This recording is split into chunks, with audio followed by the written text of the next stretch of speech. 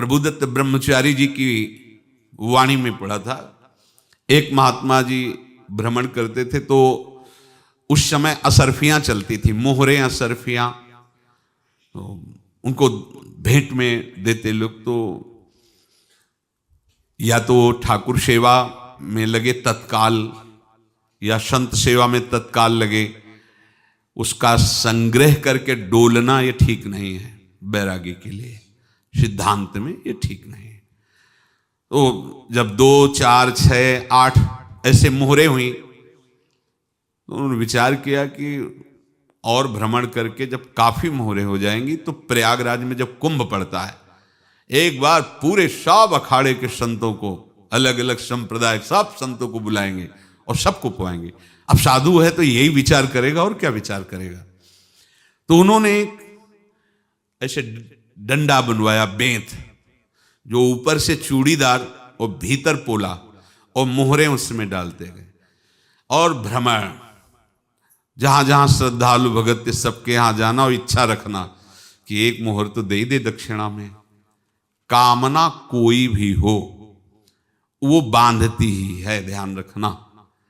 इसीलिए प्रभु जो चाहे वो करे, अपनी चाह नहीं रखनी चाहिए, अपनी चाह प्रभु की चाह में मिला देनी चाहिए। धीरे धीरे वो छड़ी भर गई। भ्रमण करने वाले महात्मा चूड़ी लगाई, इंतजार करते रहे। जब प्रयाग का कुंभ पड़ा तो चले। तो रास्ते में एक गांव में पूछा जाता है, जैसे कहीं रुको कि कोई श्रद्धालु ऐसा है जो संत सेवी है। तो कुछ लोगों ने बताया, हाँ एक परिवार है बहुत संत सेवी है और आपको मिलाते हैं उनसे। आइए महाराज, घर में रुका, खूब अच्छा हलवा पूड़ी पवाया और जो घर के मालिक थे चरण दबाए। चरण दबाते दबाते उनकी दृष्टि पड़ी उस डंडे पे। इतना मोटा और ऊपर से कुछ चूड़ी सी भी नजर आ रही, इस डंडे में तो कोई रहस्य है ही है। अब महात्मा जी को खवा पिला के सुला दिया। महात्मा जी जब सो गए तो पत्नी से धीरे से कहा, वो डंडा लाओ बाबा जी का डंडा। वो चूड़ीदार जो ही खोला पलटाया तो सैकड़ों मोहरे। ऐसे संत रोज पधारे भगवान, तुम आनंद हो जाए फिर क्या। पत्नी से कहा, नाप के कंकड़ लाओ। वो तो महात्मा जी तो खाए खीर पूड़ी, आराम से सो रहे। रात में पूरी प्लानिंग करके उसमें कंकड़ भर के चूड़ी लगाकर सिराने रख दिया, सारी मोहरें हटा ली। महात्मा जी आराम से छड़ी उठाए तो वजन पक्का। वैसे बड़े लोग चतुर होते हैं, पर ये नहीं जानते कि कर्म कितना भयानक होता है। और उनकी कोई संतान नहीं थी, पर धन में इतना प्रेम उनको था। बहुत सावधान। साधु महात्माओं के पास जो अर्थ है, गृहस्थी अगर आता वहीं से है, पर अगर उसको जोर जबरदस्ती या किसी छल कपट से, तो वो उसका विनाश ही करता है। आज तक का प्रमाण है। अब उनको ये भाव पता नहीं होगा, या पता होगा तो लोभ के कारण वो उसको मान नहीं पाए होंगे। महात्मा जी गए प्रयाग में, किसी अखाड़े पर रुके और वहां प्रार्थना की कि कल जो है संपूर्ण अखाड़ों का निमंत्रण किया जाए और सब संतों को भोग पवाया जाए और उनको दक्षिणा भी दी जाए। महंत ने सोचा कि बहुत बड़ा है तो उत्सव है, क्योंकि प्रयाग में कितने हजारों संत महात्मा सब। तो उनका महाराज बोरों इसमें चीनी और टीनों घी लगेगा, सब व्यवस्था। बोले आप मंगाइए, एक एक हिसाब हम करेंगे, हमारे पास सब व्यवस्था है।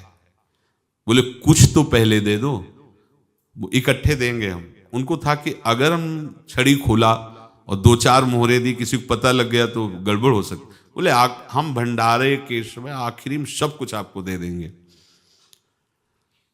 ठीक। वो अपने पास से पैसे लगाकर खूब जितना सामग्री सब लाए, लाखों की, और सब संतों को निमंत्रण कर दिया।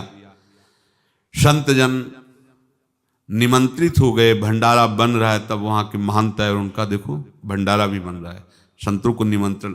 अब आप अर्थ की व्यवस्था कीजिए, क्योंकि इतनी बड़ी हमारी सामर्थ्य नहीं थी जितना हमने किसी तरह हमने व्यवस्था की। अब मुझे अर्थ चाहिए, तभी आगे की व्यवस्था बढ़ेगी। संतों को दक्षिणा देंगे और जिनसे अर्थ लिया उनको दे। देखो रसोई बन गई सब। उनका अच्छा तुम्हें विश्वास नहीं तो ये अभी चूड़ी खोली, उनको तो था ना कि मोहरे हैं कंकड़। तो अब जैसे कितना उनको सदमा लगा होगा, हजारों संतों का निमंत्रण, रसोई बन, मतलब संत हो के छल कपट। तो उनका महाराज आपने तो हमारा नाश कर दिया, जो महंत थे। अब बताओ रसोई बन गई, संत निमंत्रित हो गए और आप ये कंकड़ दिखा रहे हैं हमको। आपने तो हमें बर्बाद कर दिया, हमारी इतनी सामर्थ्य नहीं थी, आप पहले बता देते। संत होकर ऐसा छल कपट। अब वो बोले तो क्या बोले, क्योंकि उनको पता था कि मोहरे हैं इसमें। अंदर से उनका चिंतन गया उसी सेठ के पास, अच्छा ऐसा धोखा हमारे साथ किया, भोगोगे तुम।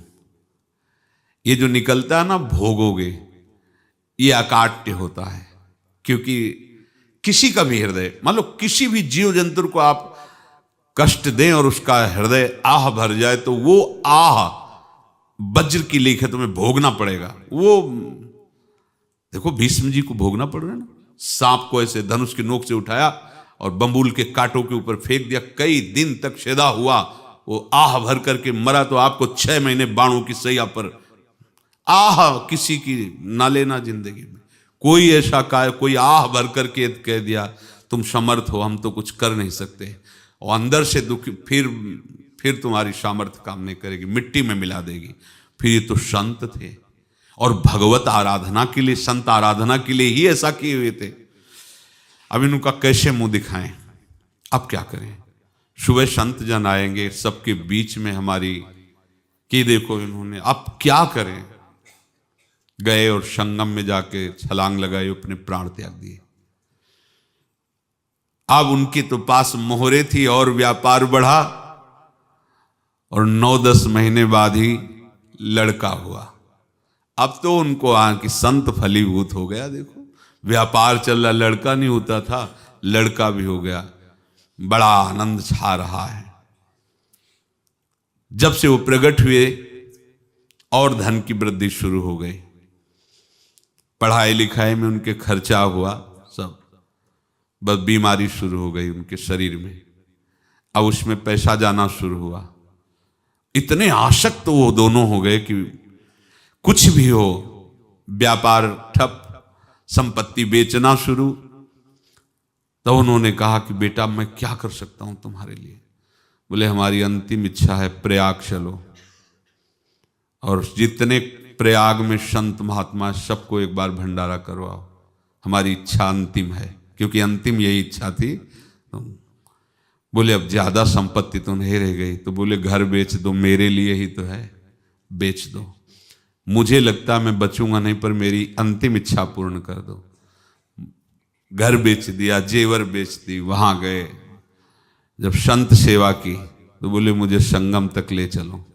संगम तक ले गए और बोले समझे तुम चुराए थे और हमने उसको छीना है, कुछ नहीं रह गया तेरे पास कुछ, अब केवल ममता और आसक्ति में जलकर मर और नरक प्राप्त कर। मैं वही महात्मा हूं जिसकी तूने मोहरे ली थी, शरीर छोड़ दिया। महात्मा को जन्म लेना पड़ा और इनको दुर्गति भोगनी पड़ी। ऋणानुबंध होश में, ऐसा नहीं कि आप जो कर रहे हैं कोई देख नहीं रहा, कोई हिसाब किताब नहीं। जो कर रहे हैं अवश्य में भोक्तव्यम, बहुत सावधान।